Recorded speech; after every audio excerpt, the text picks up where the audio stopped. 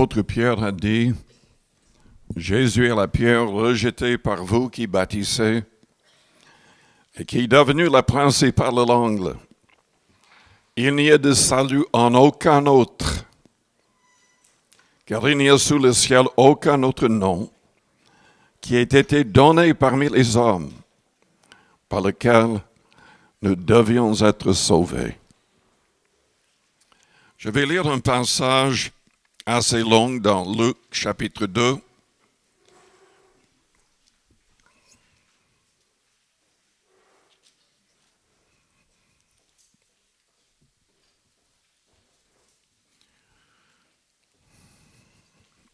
Le chapitre 2 parle de la naissance du Christ. Mais il faudrait comprendre qui il est.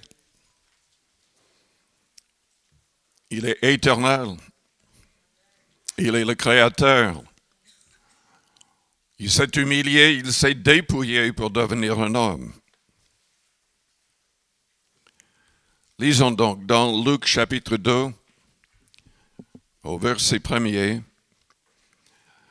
En ce temps-là, parut un édit de César Auguste, ordonnant un recensement de toute la terre.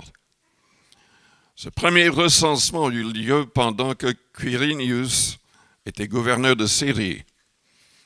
Tous allaient se faire inscrire, chacun dans sa ville.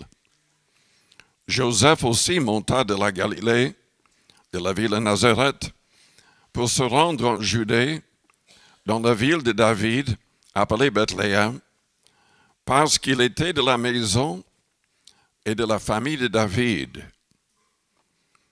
Le prophète Michée, 400 ans avant la venue du Christ, avait prophétisé que Jésus serait né à Bethléem, celui dont les origines remontent au jour de l'éternité. C'est Michée 5, verset 2. Pendant qu'ils étaient là, le temps où Marie devait accoucher arriva, et elle enfanta son fils premier-né. Elle l'emmaillota et le coucha dans une crèche parce qu'il n'y avait pas de place pour eux dans l'hôtellerie. Il y avait dans cette même contrée des bergers qui passaient dans les champs les veilles de la nuit pour garder leurs troupeaux.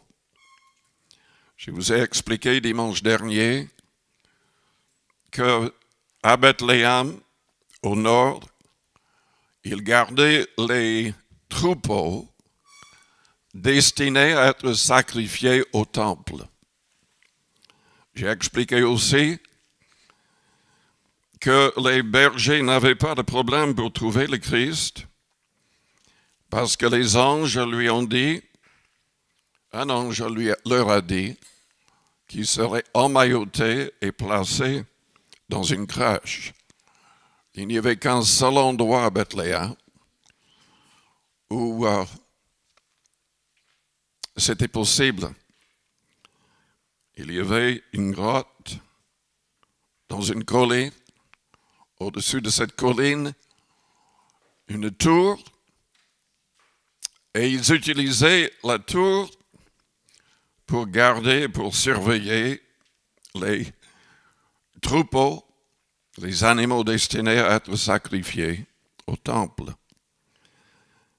Je vous ai expliqué que quand un agneau est né, pour qu'il ne se blesse pas, il l'emmaillotait pour qu'il ne bouge pas.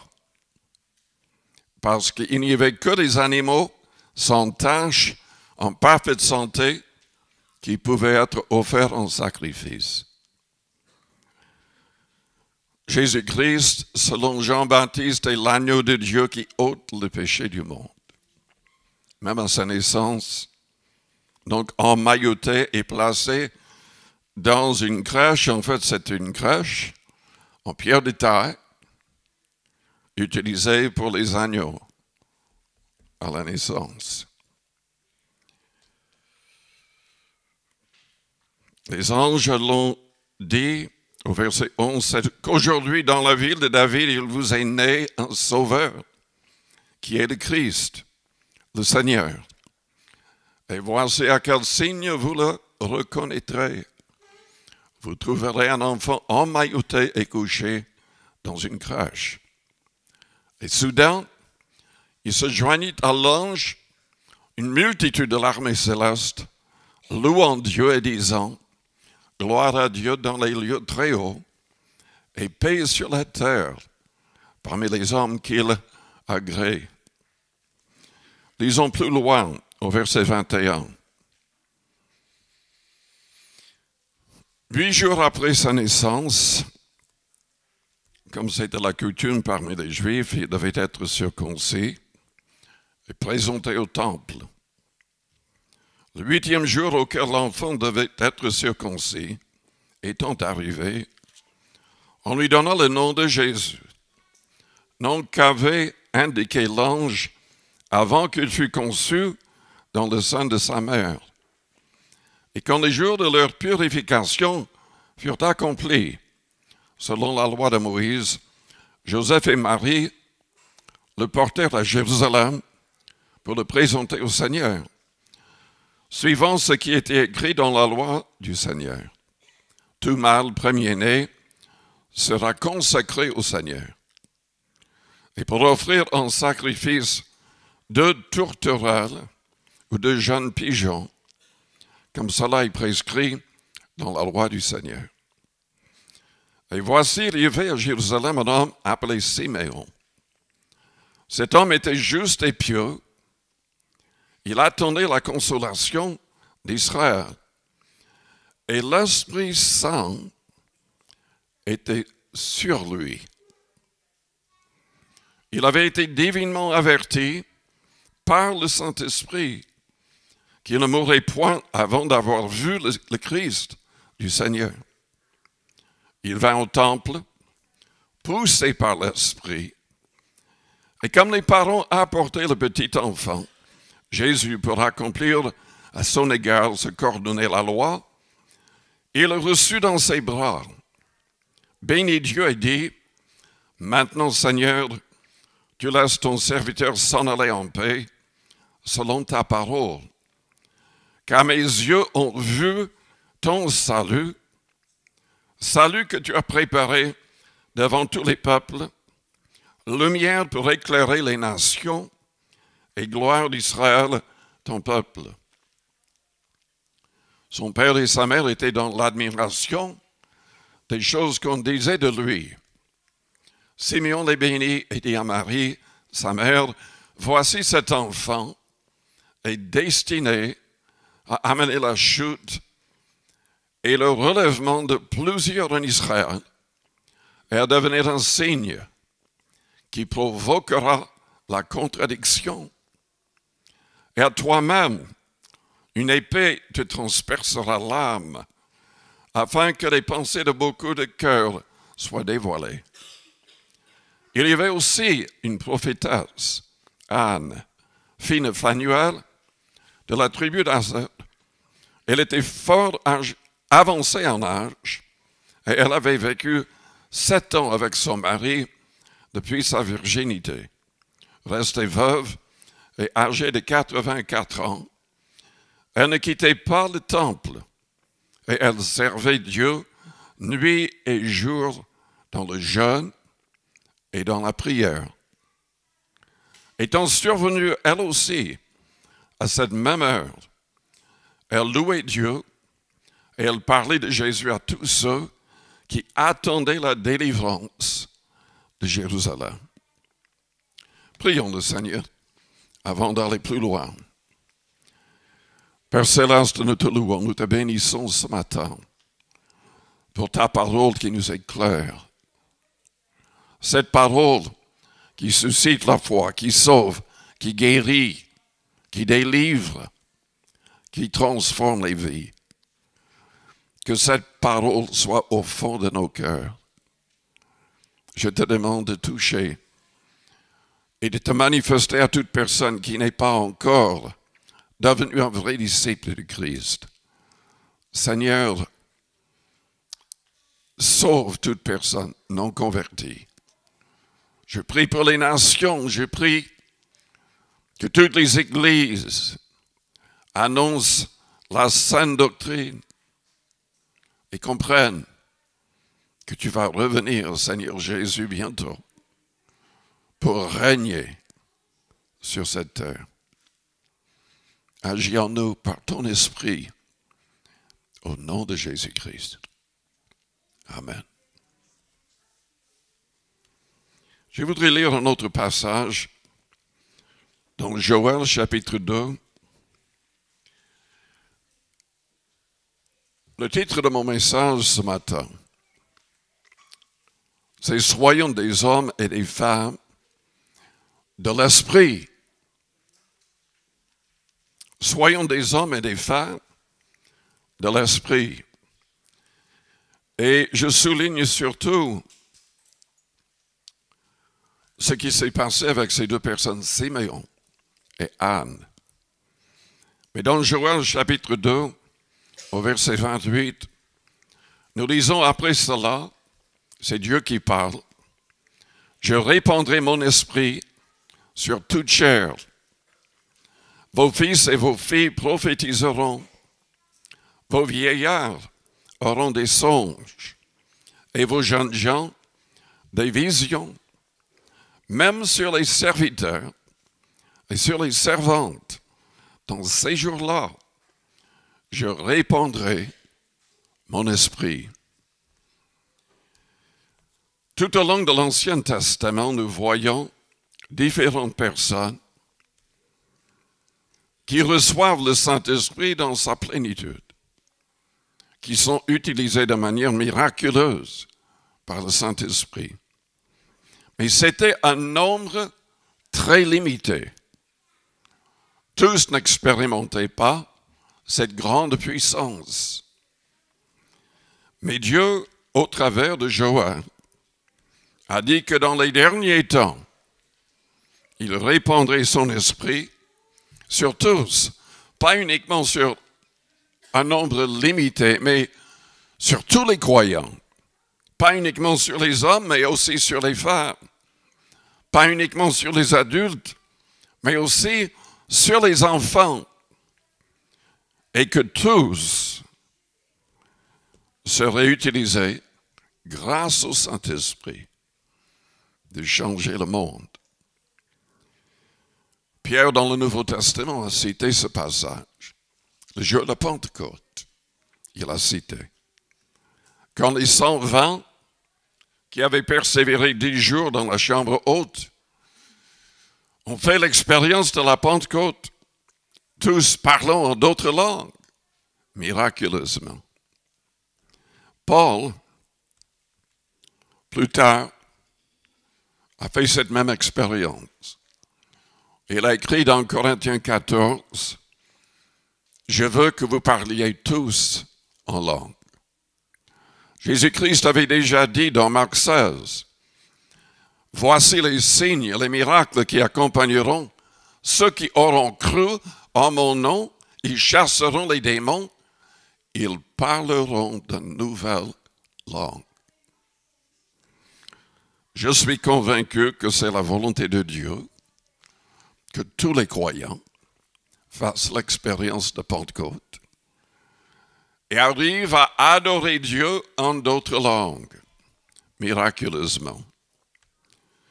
Je suis convaincu que Dieu veut que le Saint-Esprit intercède au travers de nous en d'autres langues. Paul disait, « Je rends grâce à Dieu de ce que je parle en langue plus que vous tous. » C'est ce qui l'a aidé à tout supporter. Il a dit que celui qui parle en langue rend d'excellentes actions de grâce. Il a dit que celui qui parle en langue parle à Dieu.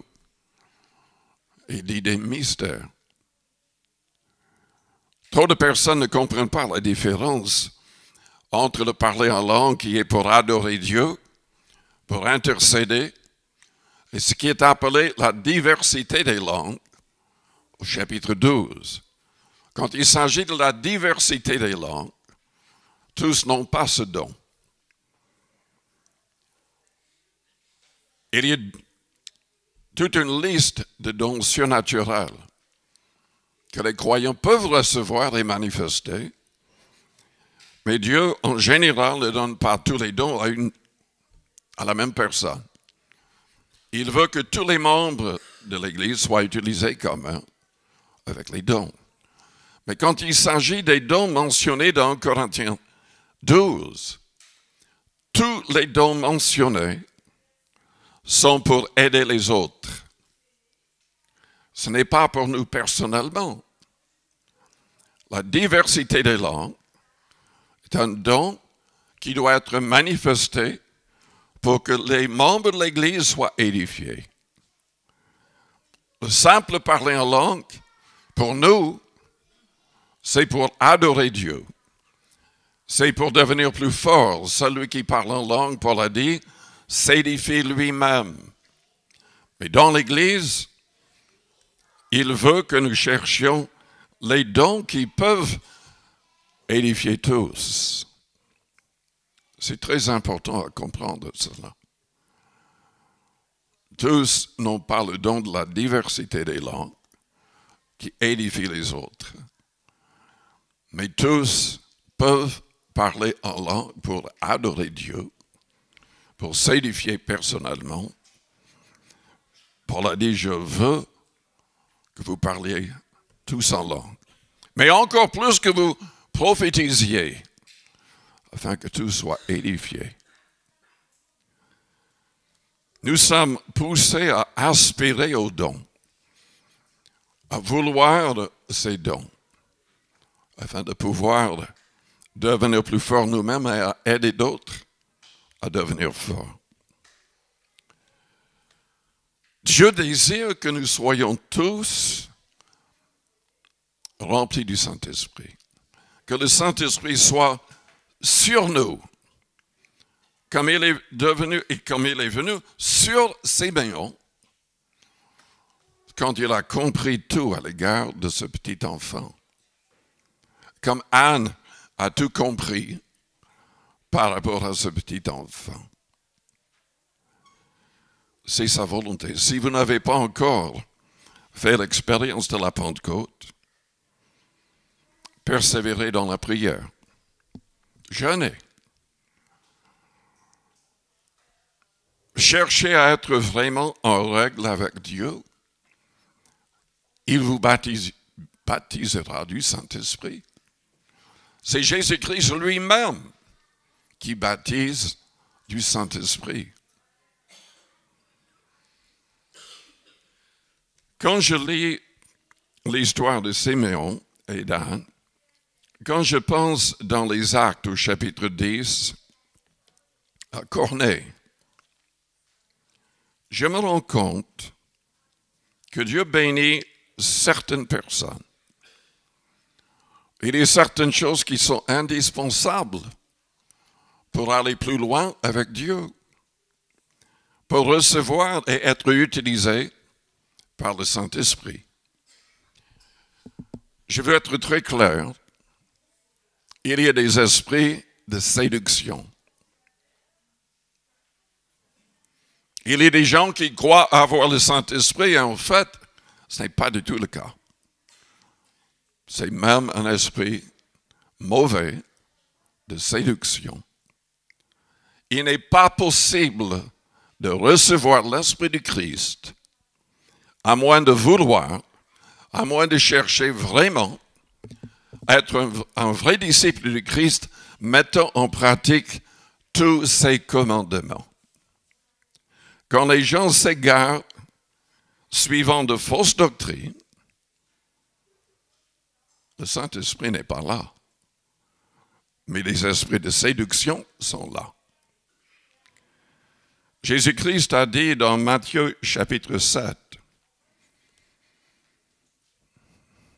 au verset 13, « Entrez par la porte étroite, car large est la porte, spacieux est le chemin qui mène à la perdition. Il y en a beaucoup qui entrent par là. Mais étroite est la porte.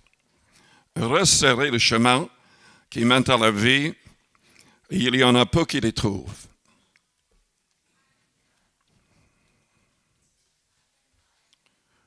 Il faudrait comprendre qu'il n'y a point de salut en dehors de Jésus-Christ.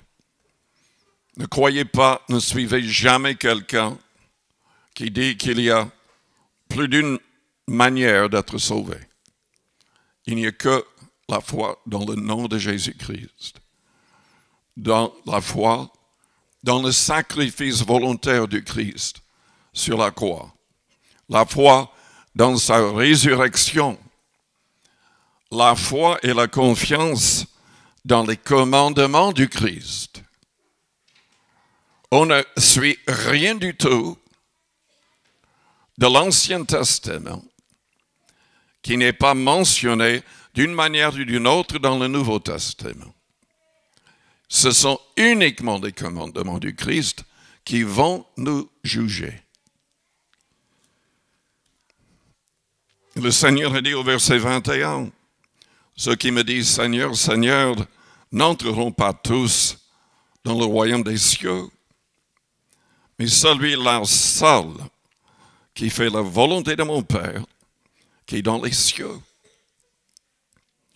Il explique dans le reste du chapitre que c'est uniquement la personne qui sera fidèle, mettant ses commandements en pratique, qui sera sauvée. Et évidemment, selon Jean 14, verset 15, c'est uniquement cette personne-là qui va recevoir le Saint-Esprit du Christ, et non pas un esprit de séduction. Il a dit, si vous m'aimez, gardez mes commandements. Et je prierai le Père, il vous donnera un autre consolateur, l'Esprit de vérité. Il est avec vous, il sera en vous. Et il continue dans le chapitre, soulignant le fait que nous devons vraiment persévérer dans ses commandements pour avoir une relation réelle avec Dieu le Père et avec lui-même. Il a dit, nous viendrons à une telle personne. Et la paix, la joie, la victoire sont liées à la réception du Saint-Esprit dans sa plénitude. Quand on pense à Siméon, à Anne, et dans Acte 10 de Corneille, qu'est-ce que ces personnes avaient en commun? Vous vous souvenez, dans Acte 10, Corneille était un non-juif. Toutes les personnes dans sa maison avec lui ont été baptisées du Saint-Esprit, presque instantanément. Sans que Pierre explique la chose, sans qu'il prêche longuement, il a commencé à prêcher et le Saint-Esprit est descendu et tous dans la maison commencent à adorer Dieu en d'autres langues, miraculeusement. Et Pierre a compris que Dieu était prêt à sauver les non-juifs sans qu'ils passent par le judaïsme, mais qu'ils croient simplement que c'est le Christ qui sauve, que son nom sauve, la foi en lui sauve. Qu'est-ce que ces personnes avaient en commun? Pourquoi est-ce que Dieu a agi aussi rapidement avec Corneille et les gens dans sa maison? Pourquoi est-ce que Dieu bénissait ainsi Siméon et Anne? Nous voyons que Siméon avait le Saint-Esprit sur lui. Nous lisons que Anne passait tout son temps en prière et qu'elle jeûnait aussi beaucoup. Lisons dans Acte 10. Il y avait à Césarée un homme nommé Corneille, centenier dans la cohorte dite italienne. Donc un soldat non juif. Cet homme était pieux et craignait Dieu avec toute sa maison.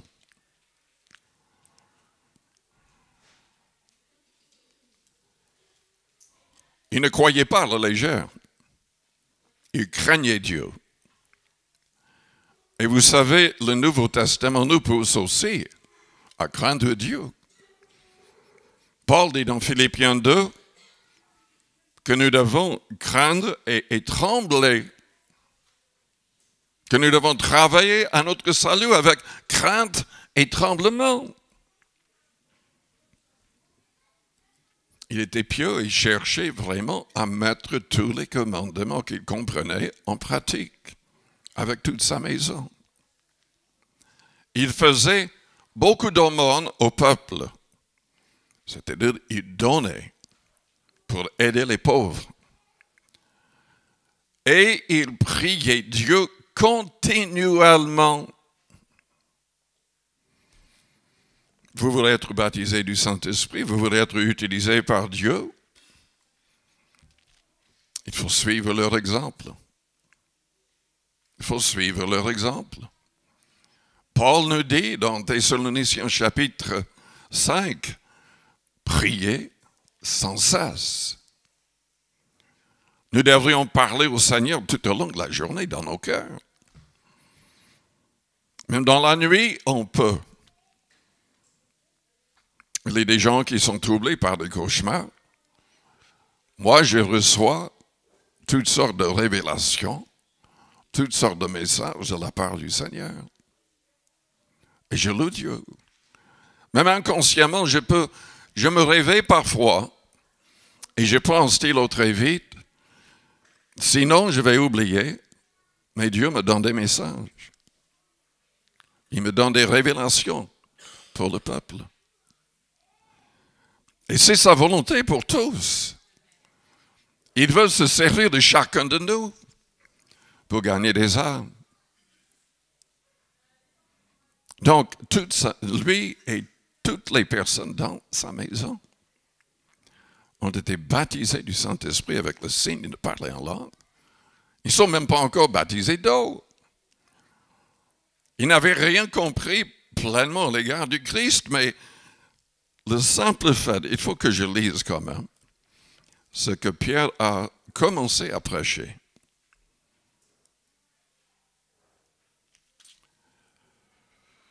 Déjà, un ange a été envoyé.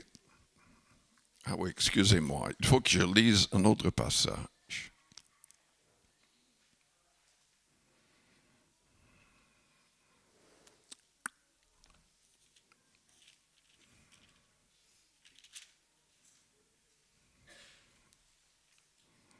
Je ne vois pas le verset, je vais le voir tout à l'heure, mais en fait, le verset dit, c'est Dieu qui parle au travers de l'ange à Corneille. Et Dieu dit que ses prières et ses aumônes ont été vues par le Seigneur. Et en fait, c'est à cause de ça, de ses prières continuellement avec toute sa maison et ses dons envers les autres, que Dieu envoie un ange, qu'il envoie Pierre et qu'il envoie le Saint-Esprit.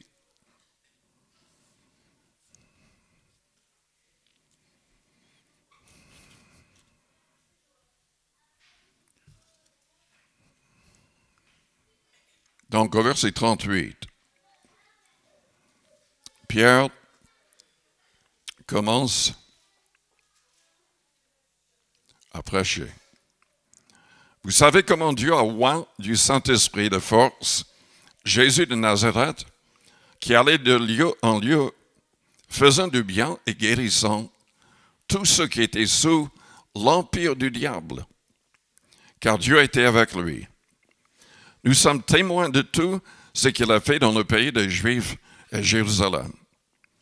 Ils l'ont tué en le pendant au bois, Dieu l'a ressuscité le troisième jour. Il a permis qu'il apparût non à tout le peuple, mais aux témoins choisis d'avance par Dieu. À nous qui avons mangé et bu avec lui, après qu'il fut ressuscité des morts. Et Jésus nous a ordonné de prêcher au peuple et d'attester que c'est lui qui a été établi par Dieu, juge des vivants et des morts.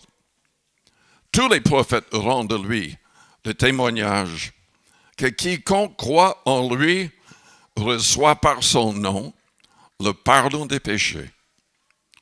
Quand Pierre prononçait encore ces mots, le Saint-Esprit descendit sur tous ceux qui écoutaient la parole. Tous les fidèles circoncis qui étaient venus avec Pierre furent étonnés de ce que le don du Saint-Esprit était aussi répandu sur les païens, car ils les entendaient parler en langue et glorifier Dieu. Alors Pierre dit, peut-on refuser l'eau du baptême à ceux qui ont reçu le Saint-Esprit aussi bien que nous? Il ordonna qu'ils fussent baptisés au nom du Seigneur, sur quoi il le pria de rester quelques jours auprès d'eux.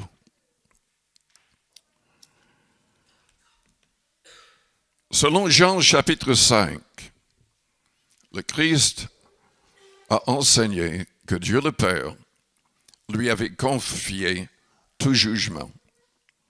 C'est Jésus-Christ qui jugera les hommes selon ses propres commandements qui viennent quand même du Père. Il a expliqué que le Père lui avait confié tout jugement parce qu'il avait accepté de mourir pour les hommes. Et parce qu'il voulait que les hommes l'honorent autant que lui-même est honoré. Oui, nous devons adorer Jésus-Christ comme nous adorons Dieu le Père. Et nous voyons dans l'Apocalypse que tout social l'adore. Et nous avons déjà lu que les anges, à sa naissance, l'ont loué, l'ont adoré, l'ont glorifié. Vous savez, beaucoup de gens, avec les crèches, les figurines, ils ont l'idée du Christ comme un petit bébé dans les bras de Marie. Mais la Bible parle de la grandeur du Christ, de l'amour du Christ, de l'humilité du Christ. La Bible dit dans Jean chapitre 1er, dans Colossiens chapitre 1er, dans Hébreux chapitre 1er, que tout dans l'univers a été créé par Jésus-Christ. Pour Jésus-Christ aussi. Et par lui, tout subsiste. Mais Jésus-Christ s'est dépouillé par amour. Il avait dit à ses disciples dans Jean 15, il n'y a pas de plus grand amour que de donner sa vie pour ses amis. Il s'est donné volontairement. Dans Jean 10, il a dit, personne ne me l'ôte, je la donne de moi-même. Tel est l'ordre que j'ai reçu de mon Père. J'ai le pouvoir de la donner, j'ai le pouvoir de la reprendre. Et le troisième jour, il est ressuscité, selon sa prophétie. Uniquement ceux qui croient en Christ pleinement et qui deviennent disciples du Christ et qui reçoivent son esprit seront sauvés. Personne d'autre. Absolument personne d'autre. Et Jésus a dit que peu de gens seraient sauvés en comparaison avec les populations depuis le début de l'histoire. Uniquement ceux qui acceptent d'entrer par la porte étroite par le chemin resserré, par le Christ lui-même, et en plaçant sa confiance dans ses commandements, en mettant en pratique ses commandements. Trop souvent, nous pensons à l'humilité du Christ, à l'amour du Christ. Mais attention, il ne sera plus jamais doux et tendre avec le monde comme il a été quand il était sur terre. Il va revenir punir. Ses vêtements seront teints de sang parce qu'il va venir et anéantir ceux qui marcheront contre Jérusalem, contre Israël. Selon 2 Thessaloniciens, chapitre 1, verset 7, il va revenir dans une flamme de feu avec tous ses anges pour punir tous qui ne connaissent pas Dieu parce qu'ils n'ont pas suivi son évangile. Il va revenir et il va régner. La chorale a chanté, il régnera. Il régnera. Et il va régner avec ses fidèles disciples. Est-ce que vous faites partie de ces disciples? Est-ce que vous avez reçu véritablement l'Esprit du Christ? Est-ce que vous êtes conduit par son Esprit? Est-ce que son Esprit en vous rend témoignage à votre esprit que vous êtes enfants de Dieu? C'est indispensable selon Romains chapitre 8. Uniquement ceux qui se laissent conduire par son Esprit seront sauvés. Je vous invite à fermer vos yeux, à courber vos fronts, avec les yeux fermés, les fronts courbés. Si vous vous rendez compte que votre vie n'est pas en règle, vous n'êtes pas un vrai disciple du Christ. Vous n'avez pas le témoignage intérieur par le Saint-Esprit que tout est bien. Je vous encourage ce matin à croire pleinement en Jésus-Christ. Je vous encourage à demander à ce qu'il soit votre Seigneur, votre Maître, votre guide pour le reste de votre vie. Si vous avez besoin de prière dans ce sens, pendant que les yeux restent fermés, faites-moi signe. En élevant votre main juste pour un instant, je la verrai, je voudrais prier pour vous. Merci. Merci. Oui, plusieurs personnes. Merci. Oui.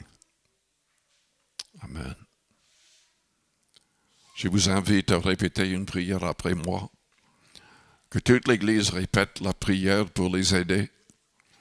Priez avec votre cœur. Priez sincèrement. Père Céleste, j'ai confiance en toi. Je proclame ma foi en Jésus-Christ. Tu n'as pas épargné ton propre Fils.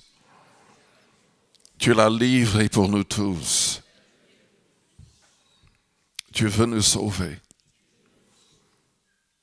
Tu veux nous délivrer du pouvoir du péché. Seigneur, pardonne tout péché dans ma vie. Aide-moi à vraiment pouvoir abandonner tout péché.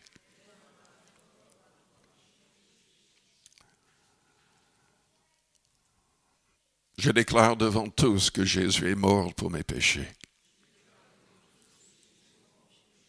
Et que, Père, tu l'as ressuscité le 3e jour. C'était pour ma justification, Tu l'as fait monter en gloire pour que le Saint-Esprit nous soit envoyé. Seigneur, remplis-moi du Saint-Esprit. Délivre-moi de tout esprit mauvais et impur.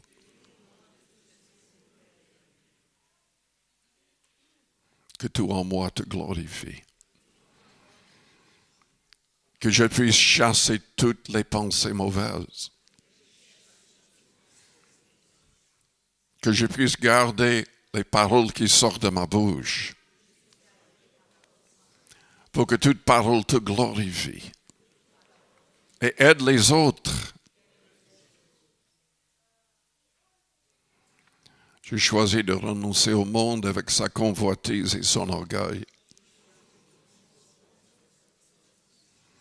J'ai choisi de renoncer aux œuvres de la chair. Donne-moi la capacité de faire mourir les mauvaises choses dans ma vie.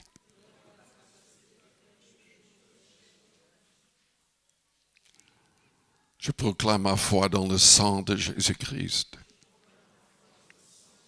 qui purifie de tout péché. Je te remercie, Seigneur, car tu t'es donné volontairement. Tu as souffert. Donne-moi la capacité de vivre pleinement pour toi. Que le diable n'arrive pas à me faire tomber. Mais que je vive comme un vrai disciple de Jésus-Christ. Rempli en tout temps du Saint-Esprit.